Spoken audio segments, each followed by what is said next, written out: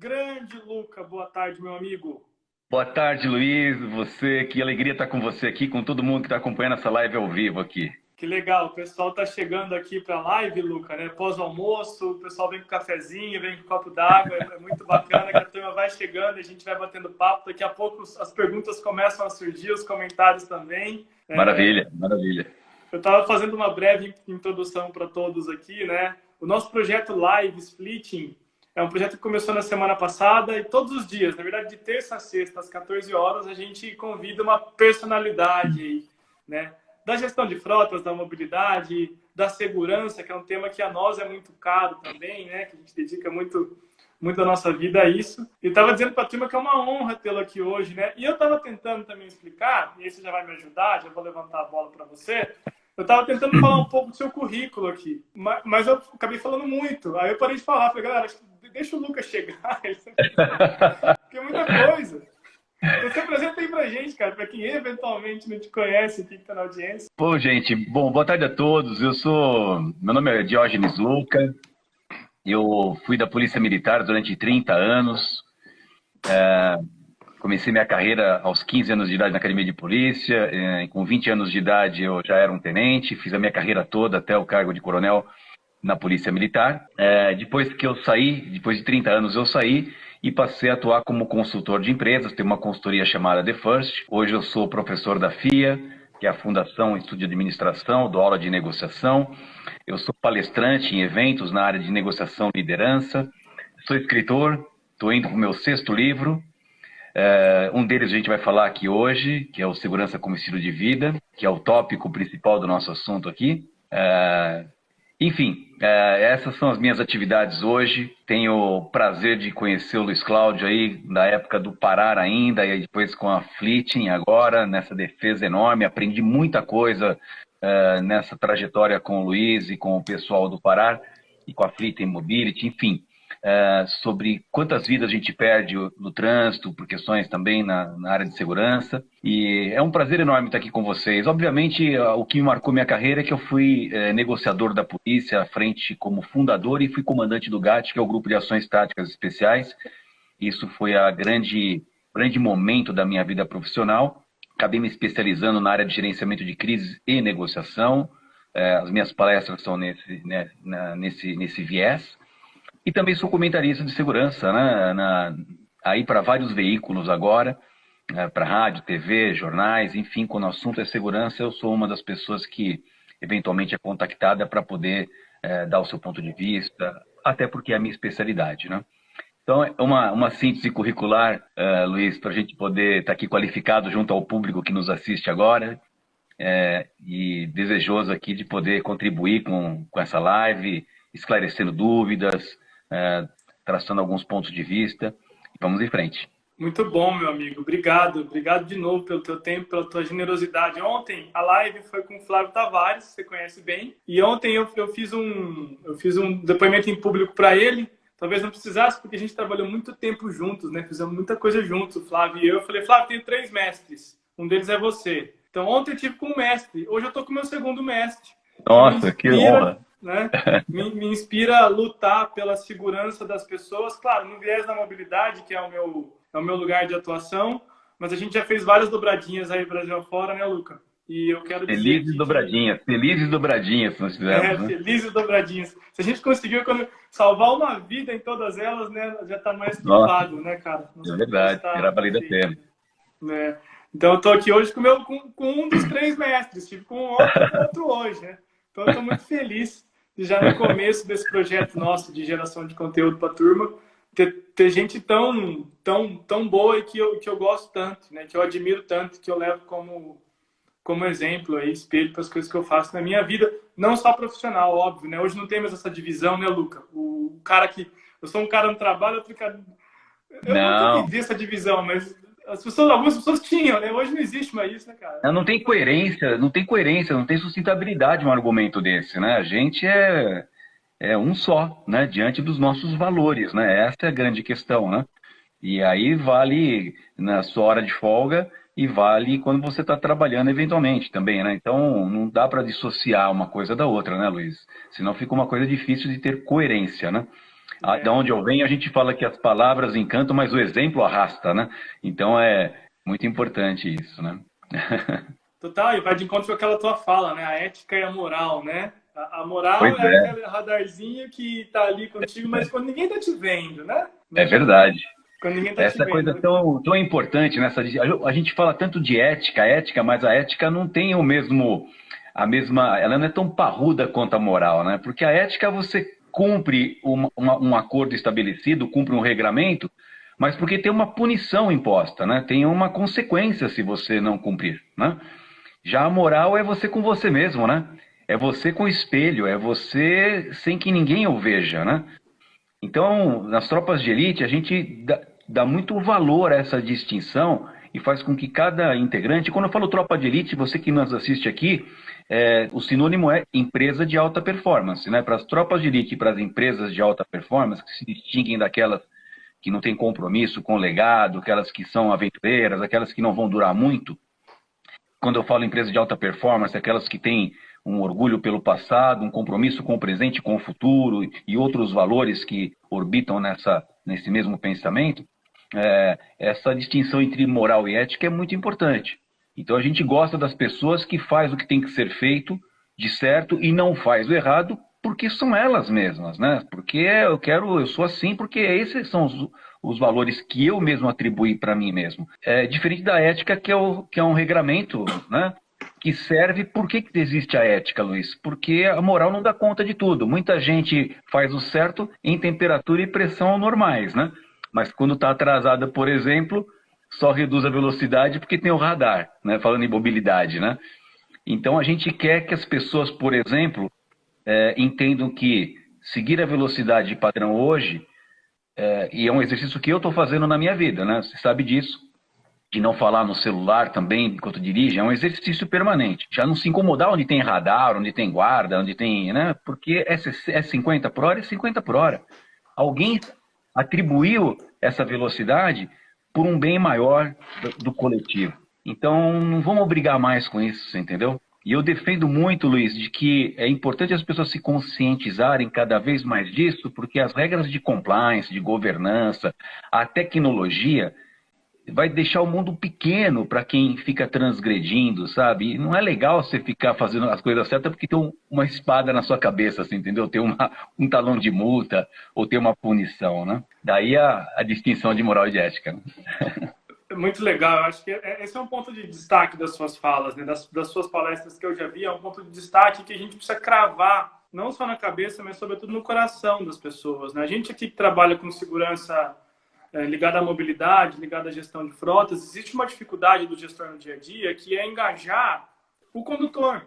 É quem faz a mágica acontecer lá na ponta, né? Porque eu, como gestor, posso fazer um projeto maravilhoso aqui, enfim, contratar a palestra do Luca, contratar as soluções da Fleet, etc e tal, mas se eu não tiver um engajamento, se eu não tocar o coração de quem está lá na ponta dirigindo, a efetividade é muito baixa, né? Se a aderência não for adequada lá na ponta, a efetividade é baixa. E o que eu vejo em geral na maioria das vezes, as empresas tomando ações de punição, né? O que a gente brinca aqui é a faquinha nas costas, né? Ou a cenoura atrás, né? Ou a cenoura atrás, né? Tem que pôr a cenoura na frente. Tem que pôr a cenoura na frente, Luiz. O cara tem que ver valor nisso, pô. Total. Troca a posição da cenoura. E para trocar a posição da cenoura, para o cara ver valor, eu preciso conversar com o coração dele, não só com o cérebro, né?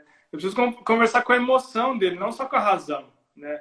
E essa pegada da mudança da cultura passa pela conscientização, e a conscientização não passa só pela razão. É verdade. E aqui, Luiz, aqui é chumbo trocado, tá? Porque eu devo fazer uma homenagem a você agora, porque essa história da cenoura foi um insight que eu peguei numa palestra sua, sabe? Que ela é muito apropriada para aquilo que ambos defendemos, né?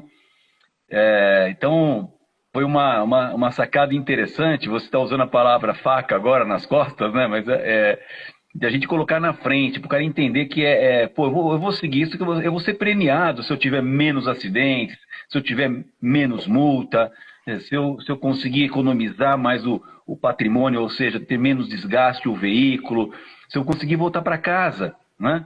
Então, é esse ponto que a gente tem que trabalhar e não deixar o cara fazendo as coisas só por medo da punição, senão a gente volta de novo lá naquela questão da ética, né? O cara tem que compreender que é importante seguir as normas. Se alguém pensou nisso, é para o bem da coletividade, e ele está inserido na coletividade, não é verdade? Com certeza, cara, com certeza. E essa é uma luta nossa. Eu imagino que essa seja uma luta de todos que trabalham com segurança em geral no Brasil, porque o brasileiro ele não tem a cultura de segurança tão enraizada, né? Ela ainda não chegou no coração dele. Ele não entende a segurança como um estilo de vida, né? Como algo que vai melhorar a qualidade de vida dele. Eu até trouxe aqui, Luiz. Até trouxe o livro, né? Aqui, ó. Segurança e estilo de vida, né? Essa é a bandeira que eu sei que você também carrega. Muitas vezes eu sei que você, assim como eu, se sente um Dom Quixote, né? Porque, como você disse, eu concordo, nós brasileiros não temos a educação para a segurança, ou essa conscientização desde o berço. É muito difícil ainda, né? Eu vejo, obviamente, que mudou muito, está bem melhor do que no passado. A hora que eu olho no retrovisor, eu vejo que há uma consciência muito maior em todos os aspectos, mas ainda há um trabalho a ser feito para as pessoas entenderem que as regras de segurança, as normas de segurança, e agora estamos falando de mobilidade, né? As leis de trânsito, enfim, é para o bem das pessoas, né? Para a gente poder voltar para casa, né? Esse é o ponto, né? É a bandeira que nós defendemos, né? Esse é o principal ponto. A gente está falando, a gente já caiu rapidinho na gestão de frotas, em mobilidade, e tudo bem. Depois eu quero abordar, evidentemente, outros temas com você, entrar no livro. Aliás, depois conta pra gente onde o livro está disponível, tá? Nas livrarias, enfim, onde ele está disponível. Eu já tenho o meu, inclusive o meu está assinado, senhor Diógenes Luca. Eu vou fazer uma cobrança agora em público aqui. Você está me devendo a assinatura do meu livro, mas tudo bem. É mesmo? Isso é fácil. Da minha moto, eu vou até Guararema lá visitar você. Daqui a pouco, hora que a quarentena aliviar. Vai ser muito bem-vindo, você sabe disso. Cara, mas falando de... É muito legal você tocar nesse ponto, porque uma das nossas falas e lutas é... Quando a gente fala de segurança, no meu caso, de novo, trânsito, ninguém quer... O objetivo final não é colocar regra adicional para ninguém, enfim, ficar lá sendo, de novo, a cenourinha atrás. O objetivo final é fazer com que volte para casa com a tua família do mesmo jeito que saiu de manhã para trabalhar. É isso. E fazendo gancho, eu acho que para a segurança urbana em geral, né, que é um tema que são os maiores especialistas no Brasil, não é diferente, né, cara? Não é diferente. A gente precisa logo internalizar essa história da cultura de segurança, não só quando está dirigindo, também é evidente quando está dirigindo, mas quando eu saio de casa. Não importa se eu vou a pé até o ponto B, ou se eu vou pegar o transporte público, ou se eu vou entrar num Uber. São alguns detalhes óbvios e simples que eu boto no meu dia a dia que aumentam demais a minha segurança, deixam mais seguro e aumentam demais a minha qualidade de vida, não é? É super importante isso. Nós temos que entender, sair daquele lugar comum de achar que aqui no Brasil não dá mais para viver por conta das questões da violência urbana. Agora o Covid-19 tem ocupado a mídia, né? Mas quando não foi isso o assunto, era a questão da violência urbana. Nós tivemos aí um momento, uma curva, um ponto fora da curva nos últimos anos, fato que pessoas que tinham um discurso muito voltado à segurança foram eleitos aí no Poder Legislativo, no Poder Executivo, ou seja, a segurança, desde que eu estou nessa área há mais de 30 anos, para falar a verdade, 40, né, que eu entrei na polícia em 1980, estou completando 40 anos de atividade profissional. Como eu disse, quem está fazendo conta, entrei muito cedo, viu, gente? Entrei com 15, tá? A gente fazendo conta aí. Mas eu vejo que ter uma segurança sempre foi algo muito crepitante, sobretudo nas eleições, etc. E as coisas vieram complicando um pouco. Mas o fato é o seguinte, a defesa que eu faço sempre nas minhas palestras é que não precisa mudar de país, né? Basta você entender alguns aspectos fundamentais. O primeiro deles, vou até fazer um paralelo com a Covid-19, tá, Luiz? Ótimo. Nesse momento de crise que nós estamos vivendo aqui, da pandemia, a gente vê o ser humano, dois tipos de ser humano, né? A gente começa a ver gente com muita solidariedade, com muita iniciativa para poder ajudar, né? Gente muito boa, tira até lágrimas da gente. Agora, o outro lado do ser humano é o lado cruel. Da onde eu venho, né, nas tropas de elite, a gente vê muito essa dualidade humana, né? Por exemplo, ainda na Covid-21, na Covid-19, a gente está vendo aí pessoas que estão se aproveitando de criar aplicativos falsos, de fazer fraudes pela internet. Então, o ser humano, o primeiro ponto para você que nos escuta aqui é entender e aceitar que o ser humano ele transita nessa dualidade entre ser protagonista das coisas mais maravilhosas que a gente tem no mundo e também protagonista das maiores bizarrices que a gente tem. Então, esse é um dado que a gente não pode se esquecer. Primeiro aspecto. Se a gente achar que todo mundo é bacana, está dando tiro no pé, né? O segundo aspecto, e agora é uma coisa assim que a gente tem que também pôr a mão na consciência, eu admito, Luiz, que nós temos países ou cidades que têm menos problema nas questões da violência urbana. Vamos falar da Europa, vamos falar dos países nórdicos. Eu admito, sim. Também admito que tem países e cidades que são muito piores do que os grandes centros aqui do Brasil. Agora, mais um dado de realidade para você que nos acompanha nessa live. Seja aqui, seja na Suíça, seja na Dinamarca, não dá para a gente delegar a segurança para o governo e para a polícia. É importante a gente também, enquanto cidadão, cuidar da nossa praia, cuidar um pouquinho da nossa segurança. Nenhum governo e nenhuma polícia e nenhum sistema legislativo ele é onipresente e onipotente, não pode tudo e não está em todos os lugares, 24 horas por dia, não dá. Então é meio como diz os americanos, it's up to you, você tem que fazer um pouquinho a sua segurança, né? É meio que quase que uma decisão, uma escolha. Aliás, isso é até filosófico, Luiz. A diferença, né? Rousseau falava, né, que um gato é um gato, ele nasce gato. O gato vai ficar a vida inteira como gato, ele ele não come alpiste, né? Estou até aproveitando um gancho de um palestrante famoso, que é o Clóvis de Barros, que ele traz essa alegoria aqui, né? Agora, nós seres humanos, a gente transcende, né? A gente tem poder de escolha. Então, nós às vezes escolhemos, muitas vezes escolhemos. E o que eu falo aqui para você que nos assiste é escolha viver com mais segurança. Faça essa escolha, né? E aqui tem uma notícia boa, viu, Luiz? Que comparado com outros países, nós não temos aqui terrorismo, nós não temos aqui questões fundamentalistas em nível de religião, de raça. Aqui, o nosso problema, em geral, para nós, cidadãos comuns aqui, que tem uma vida cotidiana, da casa para o trabalho para casa, para a academia de ginástica, para o mercado, é o criminoso comum oportunista. É aquele criminoso que está atrás só de uma molezinha. E aí eu falo para você que nos acompanha nessa live, se você incorporar pequenos hábitos de segurança, coisa pequena, não muito complicada, né, como travar uma porta, não falar no celular, manter sua atenção, manter a distância de segurança do carro da frente, tomar cuidado na hora de sair, na hora de chegar em casa. Esses cuidados básicos nos coloca, Luiz, num patamar de segurança muito razoável, bem difícil para o criminoso oportunista. É possível a gente viver aqui, mesmo com essa realidade difícil, não estou negando a nossa realidade, mas é possível a gente viver com um nível de segurança muito controlado, desde que a gente siga essas regrinhas que você bem mencionou. Muito legal. Estou vendo um comentário aqui, tem alguém te mandando um grande abraço. Flávio Tavares, saudade comandante, um dos caras mais humanos e mais generosos que conheço, hein? Que elogio. Gente, o Flávio é um desses caras assim que veio para o mundo para fazer diferença, né? Um ponto acima da curva. Eu tenho muito privilégio na minha vida, Luiz, de ter pessoas assim que eu conheci nessa trajetória, que eu conheço, que me dá tanta alegria de conhecer, sabe? Vou falar aqui uma bobagem, né? Dá até para morrer feliz, sabe, cara? De falar, pô, conheci esse cara, pessoas assim. Flávio, grande abraço para você.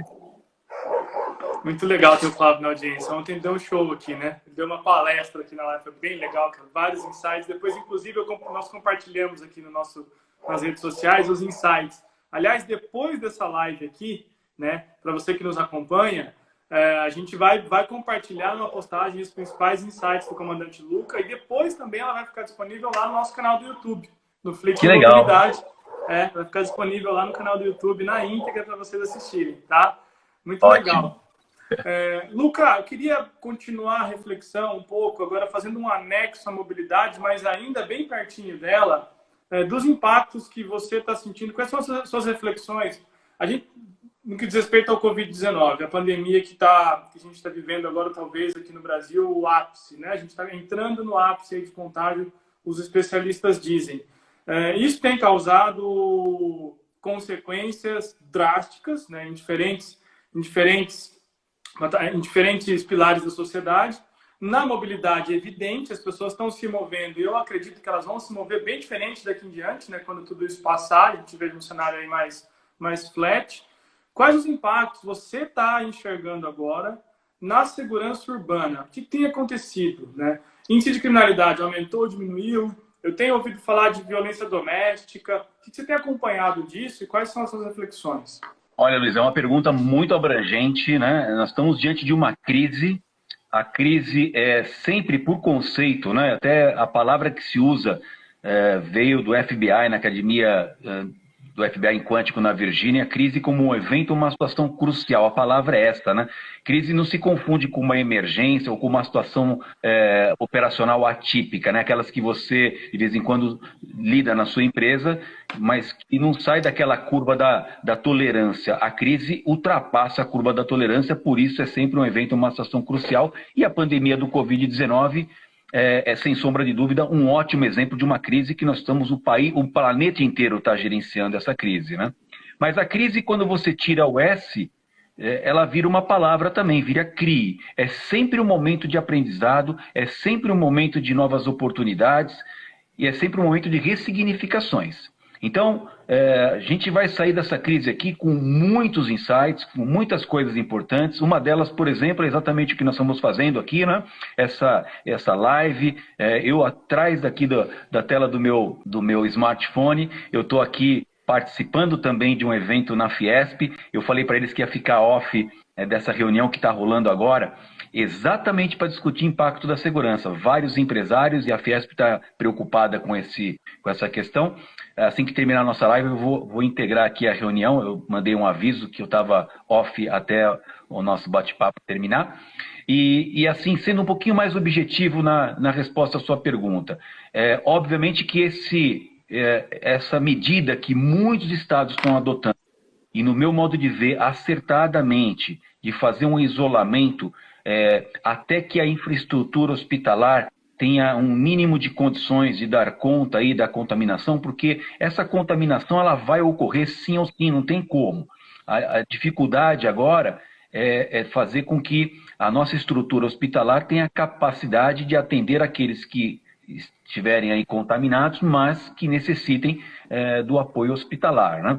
E isso fez com que a medida de isolamento, de contenção das pessoas nas suas casas, fizesse com que, por exemplo, hoje nós não temos mais hora de rush, há pouca movimentação nas ruas, os crimes de roubo diminuíram bastante, né? Obviamente isso aí está acontecendo nessas 2 semanas, as estatísticas saem mensalmente, mas eu tenho um sentimento que na próxima medição aqui, por exemplo, no laboratório do estado de São Paulo, que mensalmente a gente tem esses dados e são divulgados, é uma legislação que determina a divulgação desses dados, não me surpreenderá se os crimes de roubo, por exemplo, tiverem uma significativa diminuição. O que está chamando a atenção para nós agora primeiro, violência doméstica, que já era uma situação pouco tratada, mas que com o advento dessa capacidade de comunicação que nós temos pelas redes sociais, começou a ganhar corpo e volume, e um dado preocupante.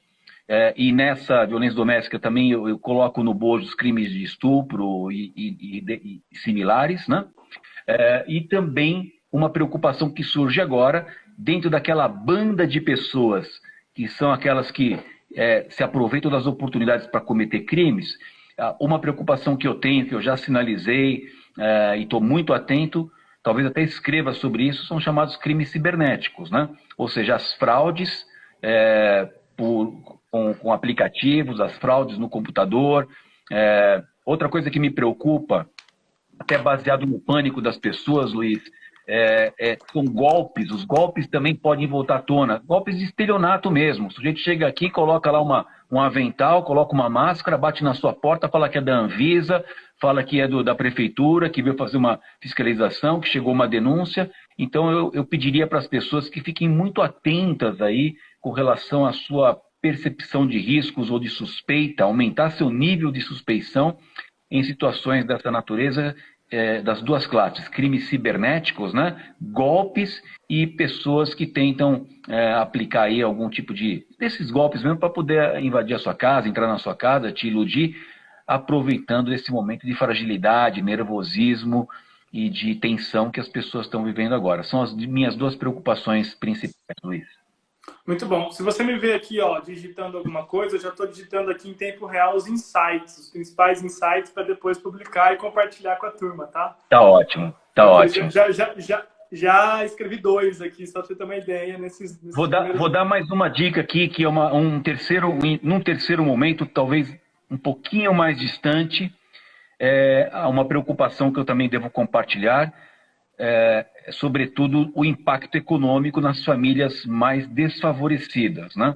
Eu tenho comigo, Luiz, e isso é fruto da minha experiência policial, eu não vou afirmar isso porque não há um estudo científico, eu nunca vi uma tese de doutorado, uma dissertação de mestrado ou um trabalho científico que prova que as questões de escassez ou de renda empurra uma pessoa para cometer crimes, né? Ou seja, a dificuldade que a pessoa tem de subsistência empurra, porque às vezes a pessoa, eu vejo muita gente que, apesar das dificuldades, ainda se mantém ali no prumo, se mantém fazendo a coisa certa, é um gari, é um garçom, é um empacotador de mercado, ele não se rende às dificuldades financeiras, ele é um entregador de Uber, Uber Eats, essas coisas que acontecem. Hoje eu vejo muita gente se esforçando para não delinquir.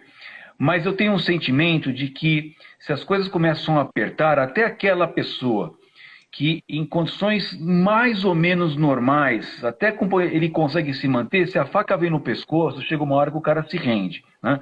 Então eu tenho uma preocupação do impacto econômico que a crise pode trazer, considerando que esse país aqui é um país de muita desigualdade. Eu, nas minhas palestras, não sei se você lembra, eu gosto até de citar uma frase que eu morro de inveja porque não é minha essa frase, mas é uma frase do Arnaldo Jabor, e ele define o Brasil como um país onde quem não morre de fome, morre de medo.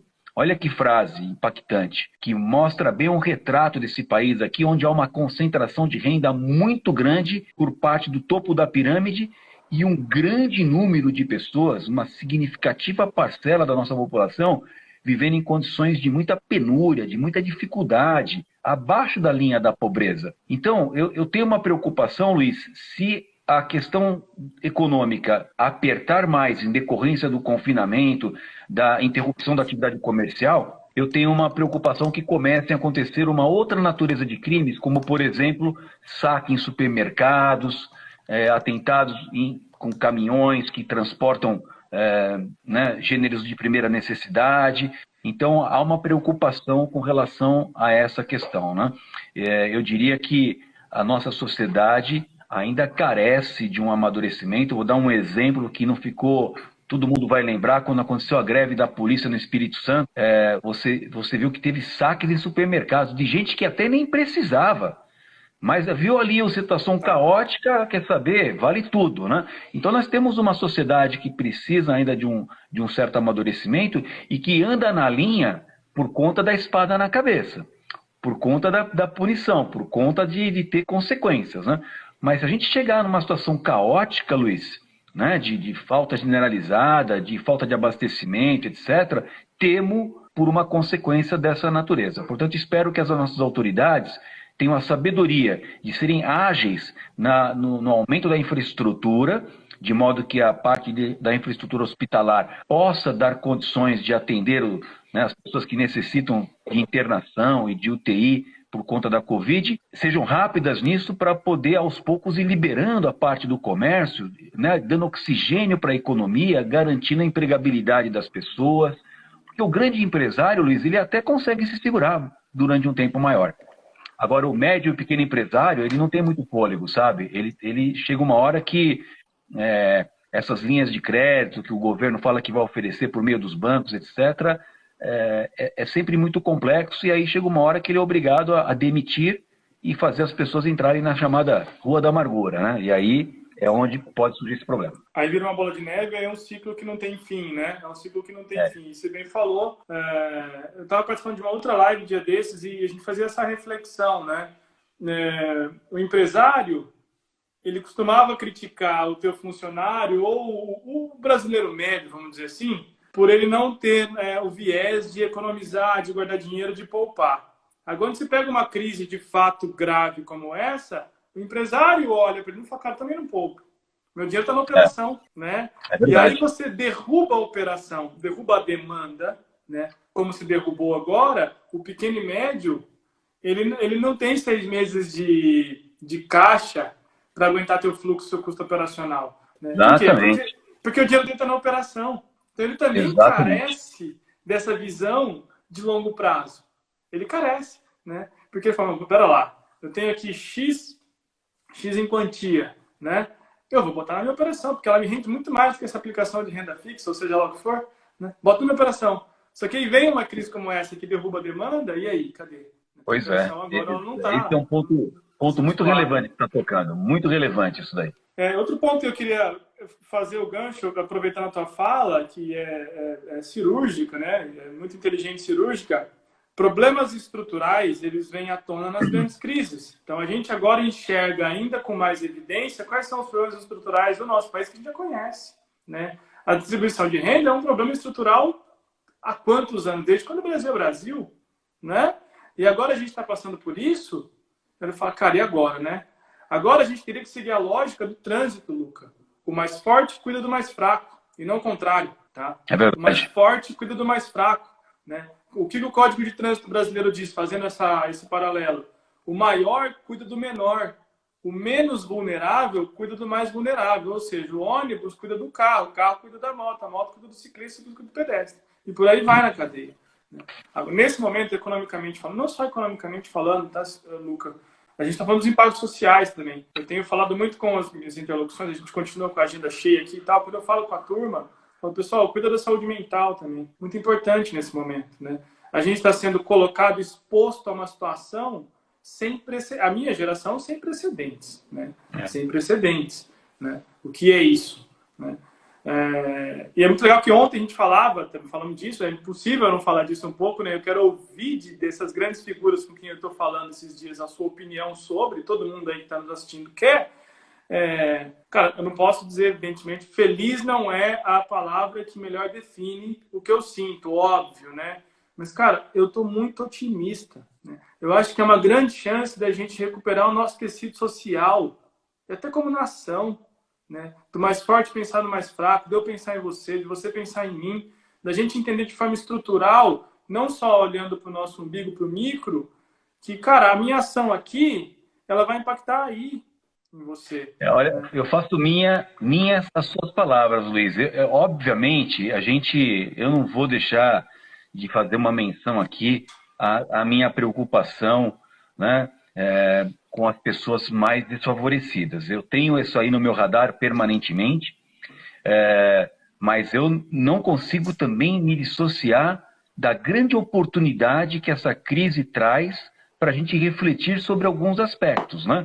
Um deles, por exemplo, de ordem prática aqui, né? A questão das reuniões online, por exemplo, né? Quanto a gente estava... O home office, por exemplo, um conceito que já não é novidade. Muita gente já estava fazendo home office e tal, fazendo intercalando um pouco de trabalho presencial e home office. Algumas empresas estavam usando nisso daí, mas eu percebia que tinha certa, sabe, um reme-reme, assim, sabe, uma coisa... Agora não, agora parece que abriu a porta para entender que isso aqui pode ajudar muito você a economizar combustível, você economizar seu tempo, né? Então eu acho que a crise também traz essas oportunidades.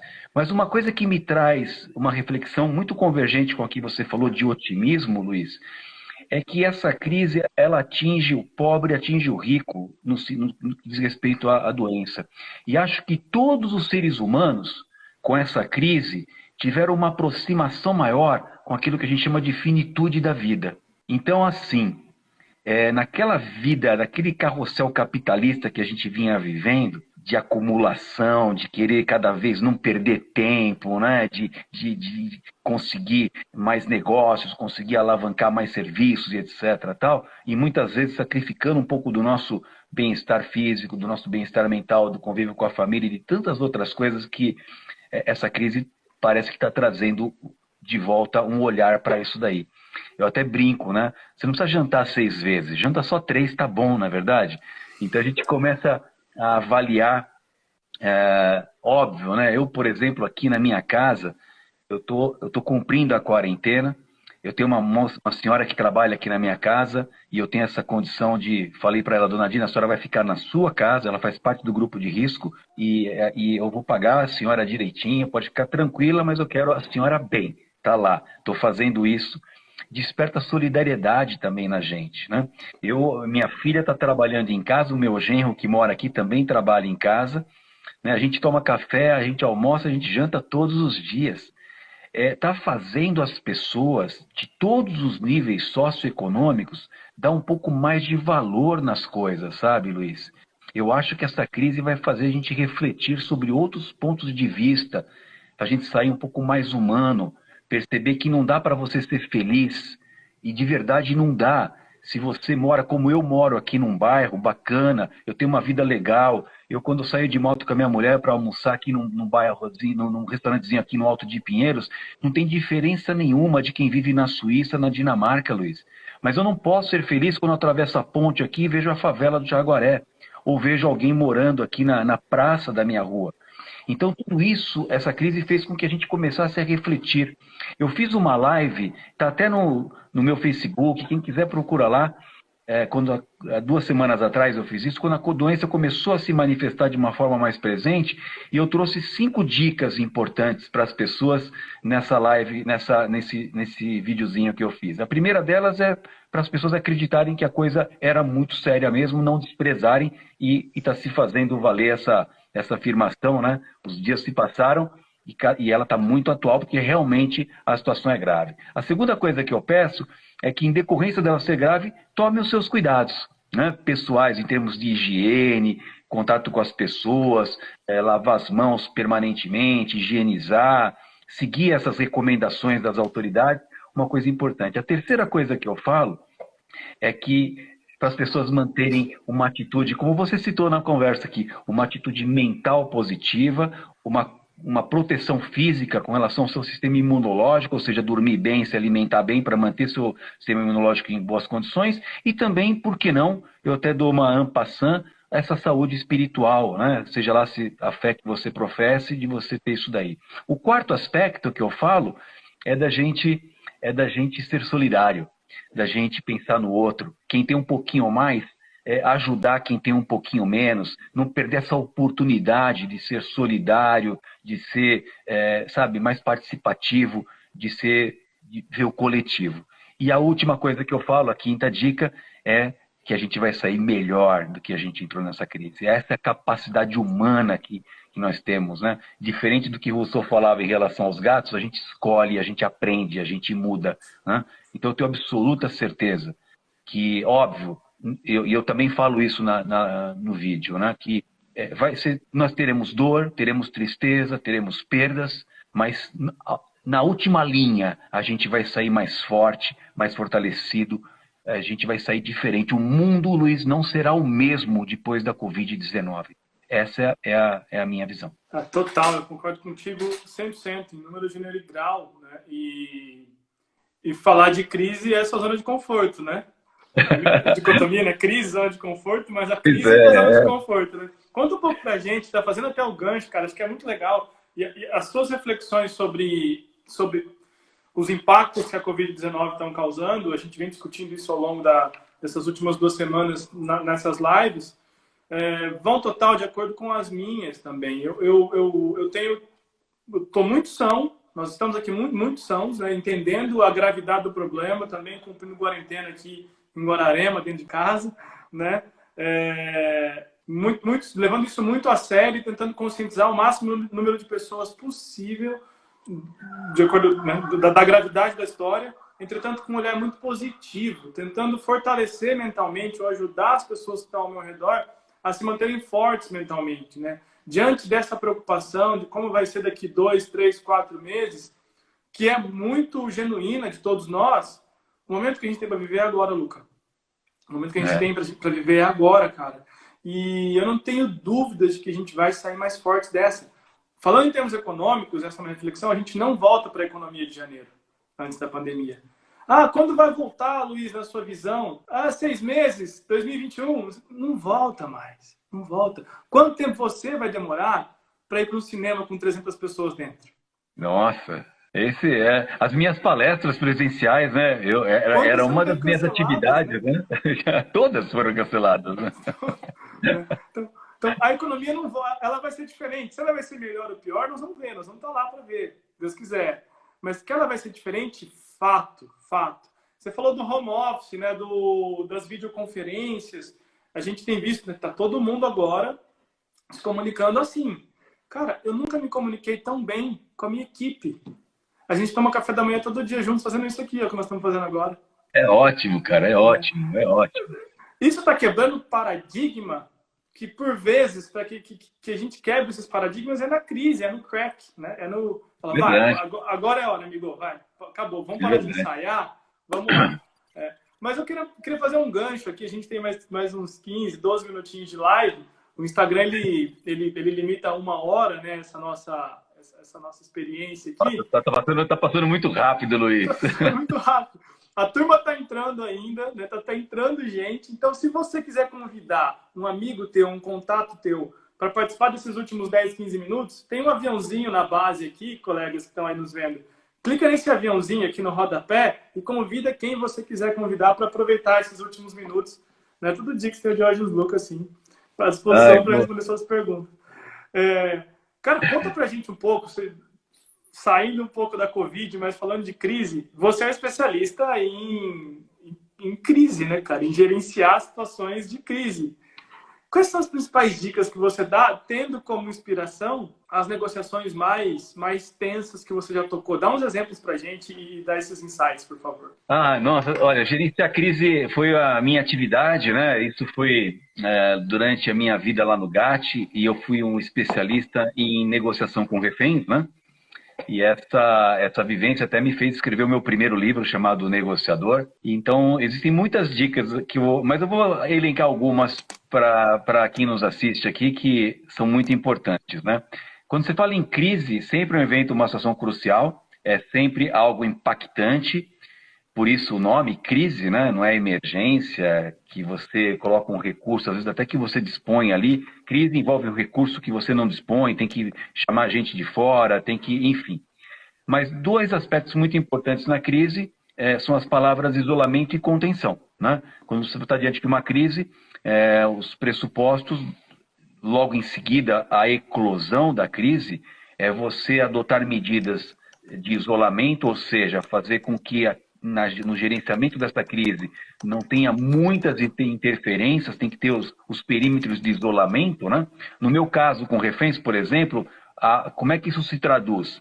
Onde está lá o refém com os criminosos, a gente chama de perímetro crítico, aonde fica o comitê de crise com os especialistas, a equipe tática, o gerente da crise, a gente chama de perímetro restrito, e a partir daí a gente chama de perímetro externo, onde fica a população e os transeuntes, que é um local de 0 risco. Então são esses 3 perímetros, né? Então você fazer esse isolamento da crise é muito importante. Uma outra questão importante é a palavra contenção. Conter uma crise é não deixar que ela se alastre. Um bom exemplo de contenção é o confinamento, falando de Covid-19, que está sendo feito agora, né? Há uma ideia de fazer a contenção da contaminação, do contágio das pessoas por meio dessa restrição de deslocamento e desse estímulo das pessoas ficarem em casa. O que está sendo feito, exatamente nesse momento da Covid-19, é um mandamento doutrinário. Por isso que eu admiro demais quem segue a ciência, quem segue a doutrina, quem segue as boas práticas, quem segue aquilo que é consolidado para seguir. Esse é um aspecto importante do gerenciamento de crise, que é você seguir as normas já consolidadas, aquilo que são as melhores práticas. Isso é uma coisa bacana. Uma outra coisa que eu queria falar de crise, Luiz, para quem nos assiste aqui, pode ser um empresário muitas vezes, é entender que a crise tem 3 momentos. E a gente tem que se preparar antes que a crise aconteça. Nós temos que ter um comitê de crise para ser acionado quando a crise está acontecendo, que é exatamente o que acontece hoje com o Ministério da Saúde. Tem um comitê que está gerenciando essa crise. E também dar um tratamento, porque um dia ela vai terminar. E depois que ela terminar, é muito importante fazer um estudo desse caso para tirar as lições que essa crise ofereceu para a gente, para aperfeiçoar os nossos métodos, melhorar os nossos mecanismos de controle, aperfeiçoar os planos, para que numa próxima a gente consiga agir melhor. Então, uma coisa que eu gosto de falar muito quando eu tenho essa oportunidade, como estou tendo agora, é que as pessoas pensem na crise antes dela acontecer, uma resposta para quando ela acontece e também não deixar de dar conta da importância de fazer uma revisão após, né? Eu falo isso, Luiz, porque eu vejo muitas empresas assim que, e às vezes eu acabo sendo até acionado, né?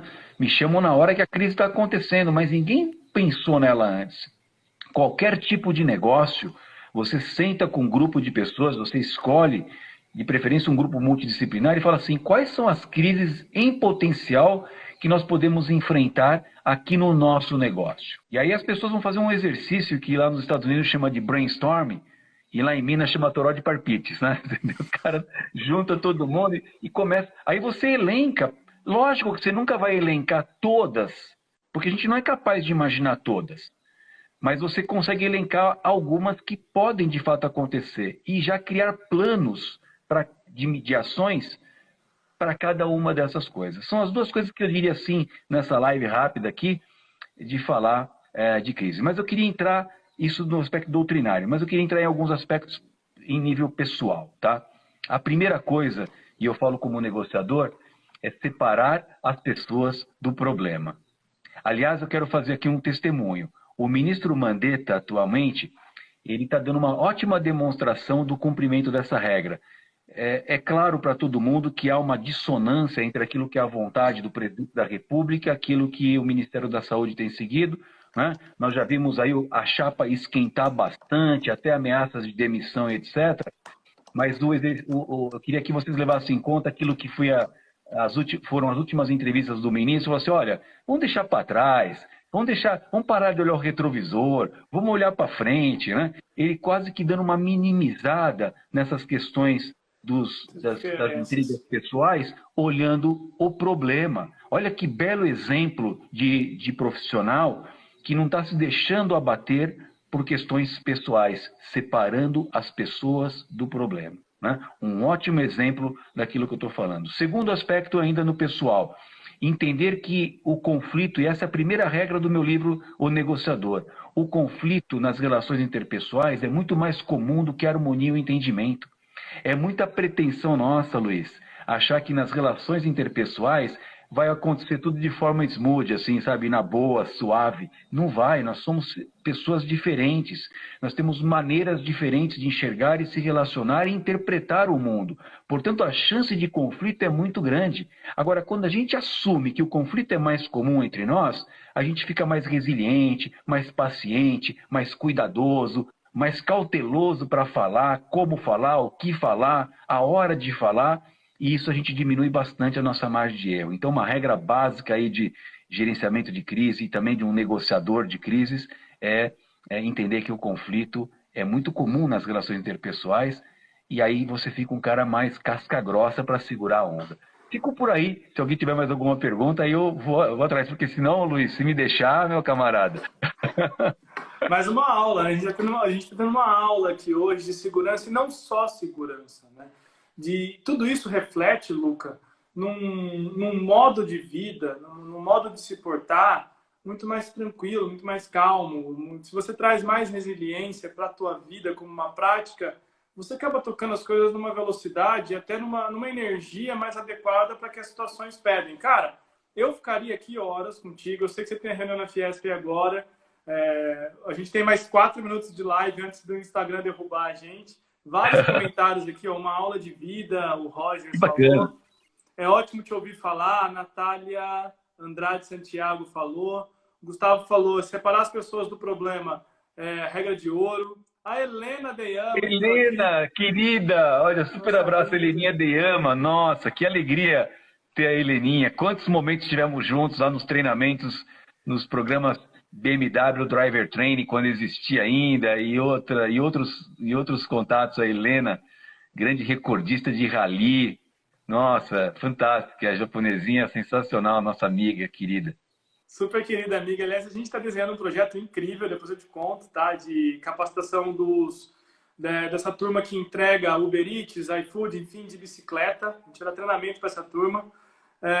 Agora a turma está falando aqui, Lucas, só que a gente vai ter 1 minuto antes do Instagram derrubar a gente. Aonde acha o seu livro? Fala do livro pra gente. Olha, o livro Segurança e Estilo de Vida tem que entrar, não está disponível na internet, talvez encontre, nas bancas não, porque foi um projeto privado. A gente até colocou para um distribuidor, mas todo mundo sabe que as livrarias estão passando um momento muito difícil. Quem tiver interesse nesse livro, manda aqui no nosso e-mail, luca@thefirst.com.br, e aí a gente se comunica e dá um jeito de fazer chegar para vocês o livro.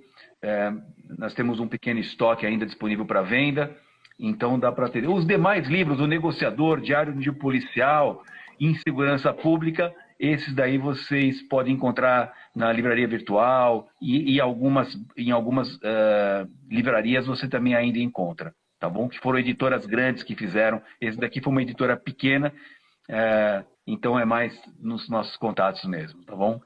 A gente vai colocar aqui na postagem pós-live, vamos colocar, se você permitir também ali, os contatos que você colocou aqui, deixou em público, para que as pessoas que têm interesse no livro, eu sei que são muitas, estão falando aqui, segurançaestilodevida.com.br, colocaram um site aqui, uma pessoa colocou um site, mas vamos colocar na postagem para que as pessoas entrem em contato e adquiram o livro. Eu tenho o meu, está assinado, já li, reli e uso como princípios base para minha conduta, não só de segurança, né? É isso aí. Mas na minha vida como um todo.